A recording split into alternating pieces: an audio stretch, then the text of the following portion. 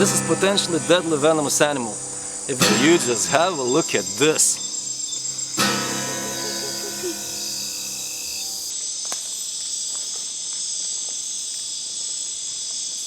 Good evening, ladies and gentlemen. I find myself in Brazilian Amazon, not too far from the city of Porto Velho, which is the capital of Rondônia. And this camping where I'm staying is right in the middle of some really nice patch of rainforest, even with some trails to walk around. So these are the perfect circumstances to look for some wildlife. And now it is dark already. And as you all know, it's the night time when jungle comes alive. So let's have a look what we can find in the rainforest of Rondônia. Let's go!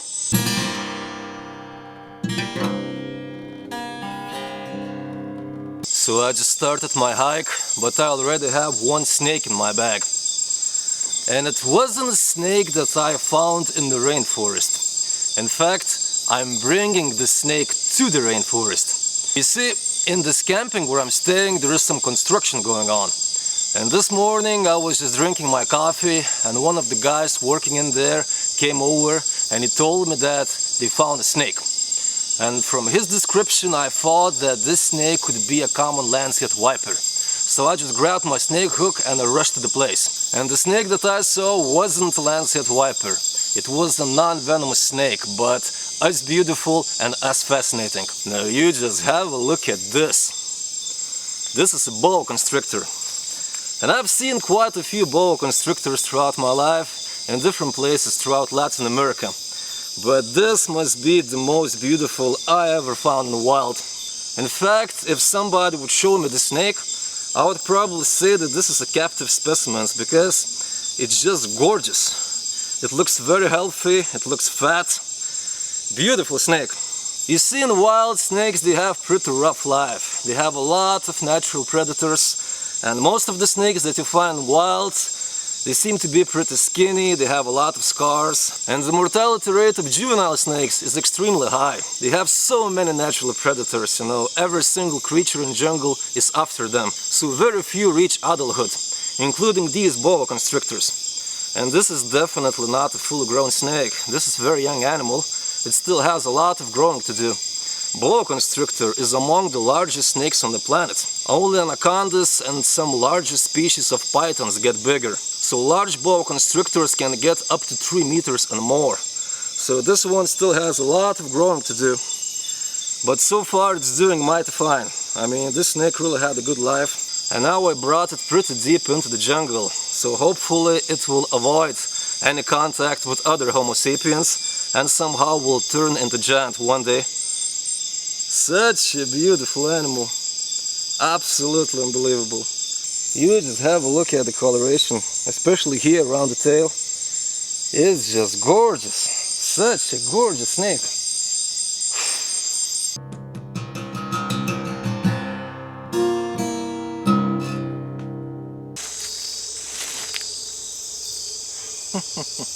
So there is one constant thing throughout all of this journey across the Amazon.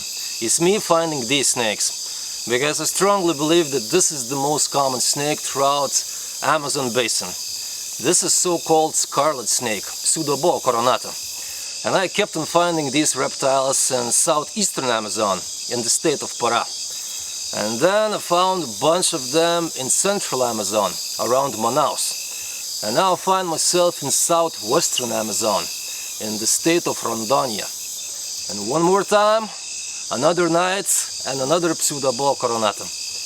I mean, these animals, they're so common and so easy to spot them because they have this really beautiful orange reddish color.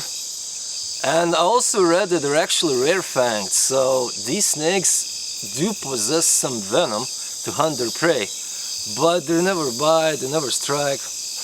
Really beautiful animals. I think this species would be a perfect animal for wildlife education, to teach people about reptiles, about snakes, because it's like a toy. They never strike, they never bite. They seem to be kind of playful, you know. I mean, they aren't, but they seem to be.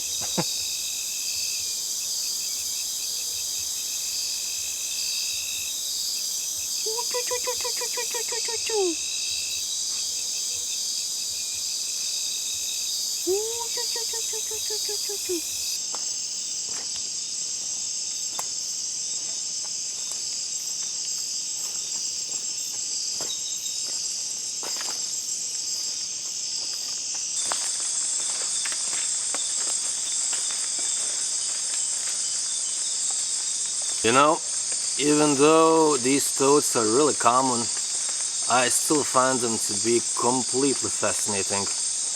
Perhaps I'm European and we don't have anything like this back in good old Europe, but yeah, really charismatic creature in its own way. And it seems that they just don't care, they're just laying somewhere on the forest floor and find them. And they have these giant poison glands here. So this animal is seriously poisonous.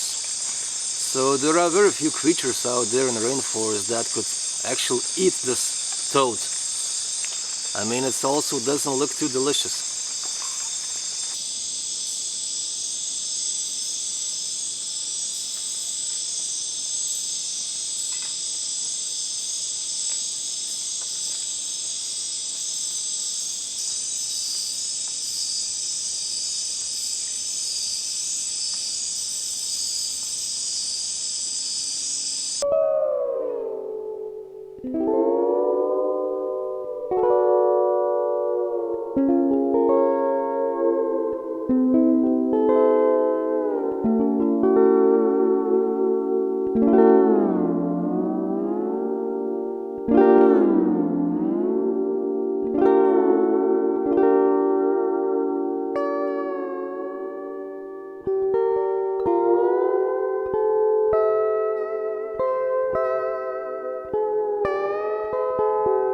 If you're exploring outdoors at night in tropical or subtropical Latin America, most likely you will see some nightjars flying around. And Amazon rainforest is no exception. I see these birds almost every night. Perhaps not so much flying in the jungle, but always on some jungle path or right at the edge of the forest. Now, nightjars always fly pretty low because they feed on insects, especially on moths, and they have this tendency to land right on the ground. So sometimes it's pretty easy to get close to them. And in fact, when I was living in Argentina, on many occasions I almost stepped on one.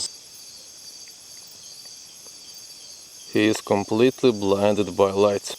And I do believe that he still believes that I can't see him, but I can. I'm standing right next to him.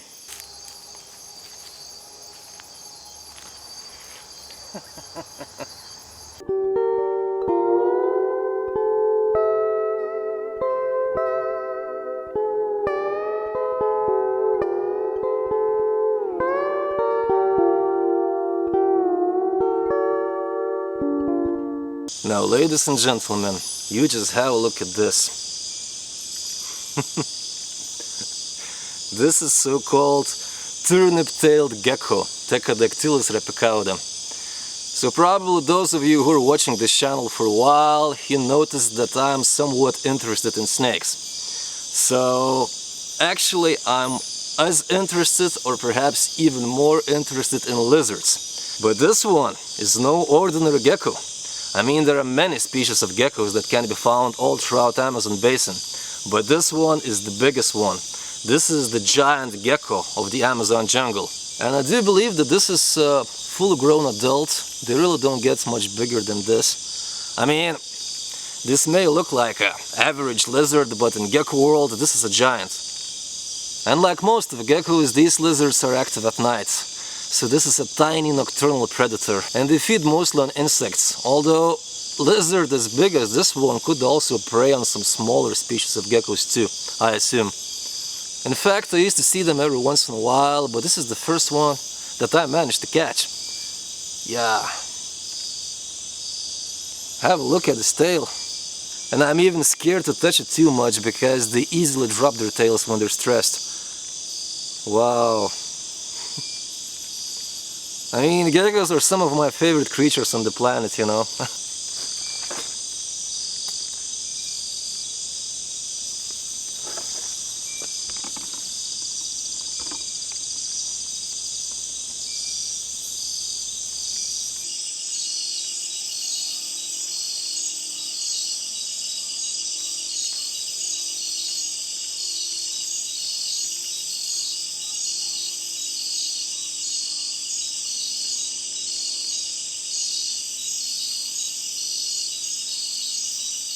so I have no idea what time it is. It must be way past midnight, even though I can hear some music from some community nearby.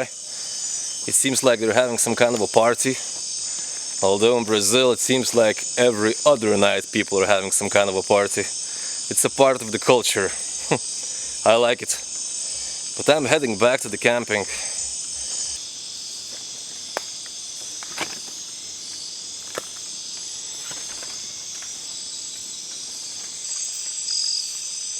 Oh yeah. So what I got here is one of the most feared animals in all of South America. This is a common lancehead viper, and in Spanish-speaking South America they call it barba amarilla, and here in Brazil it is known as jararaca. And this is a nocturnal animal. Throughout the day these snakes, they just hide somewhere out there in the leaves or thick vegetation, and when the sun goes down around the sunset they emerge and they start hunting. And juveniles and young snakes mostly feed on frogs and lizards, but as they get bigger they start hunting bigger prey like rodents and even small birds. And I'm not gonna lie, this is potentially a deadly venomous animal. If this snake tags you, there is a slight chance that you may go 6 feet under. Also, you may lose a limb because venom affects tissues really heavily. But it's important to remember that this is just another animal. I mean, these snakes, they just live out there in the rainforest and they mind their own snaky business. So as long as you don't harass this animal, your chances of getting bitten are around 0. Just please, watch your step and always carry a flashlight at night.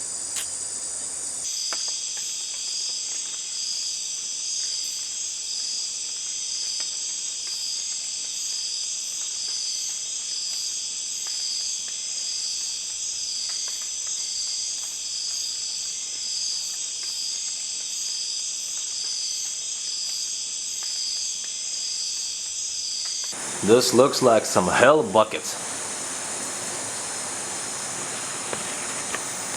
Yeah!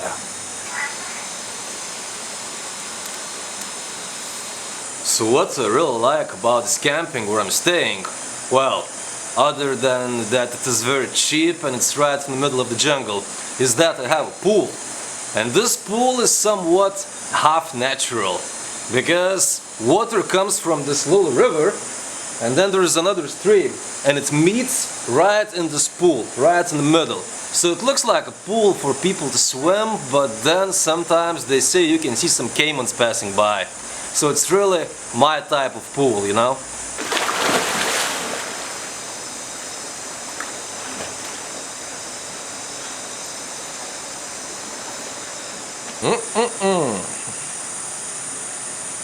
Healthy, healthy.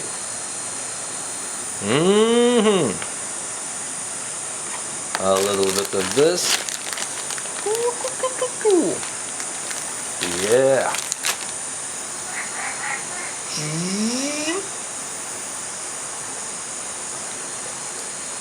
It's not too bad. I mean, I don't have much food left, so I can't be picky. And you might be wondering why the hell I'm eating with this knife. Well, you see, what happened is that I accidentally left all of my spoons and forks back in Humayta. And I still haven't bought any new ones, so I'm using this knife all the time. Yeah. I mean, it's not that uncomfortable, you know, it's a bit of a challenge, you know, it's a challenging meal. I like challenges, you know, so, you know, it's good. And I know that some people say that it's not good, that it's not healthy to eat in the middle of the night. But I think it's okay, as long as you do it the right way. You need a little bit of this.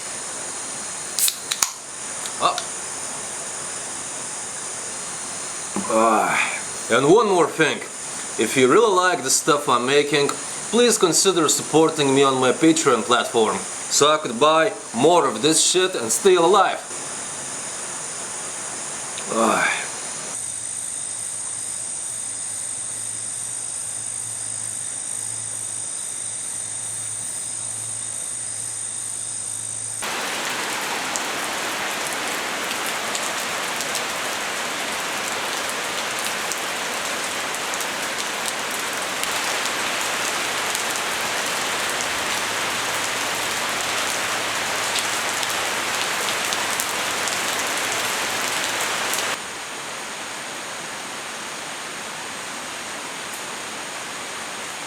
Good morning, ladies and gentlemen. So there is this yet another ongoing pattern all throughout this journey of mine.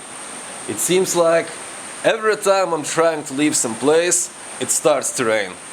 And yesterday, last night, weather was just beautiful. And today, the moment I woke up, it started to rain, and now it's pouring for about 4 hours straight. I think now it's getting better.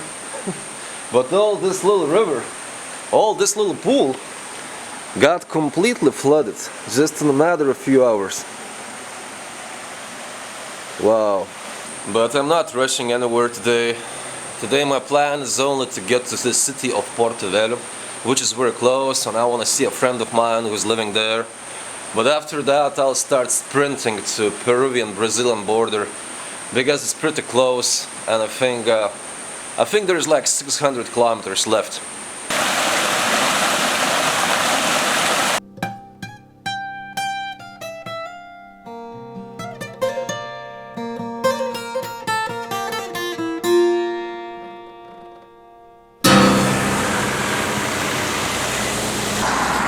So once again, I'm about to cross the mighty Madeira River, and on the other shore of this river there is the city of Porto Velho.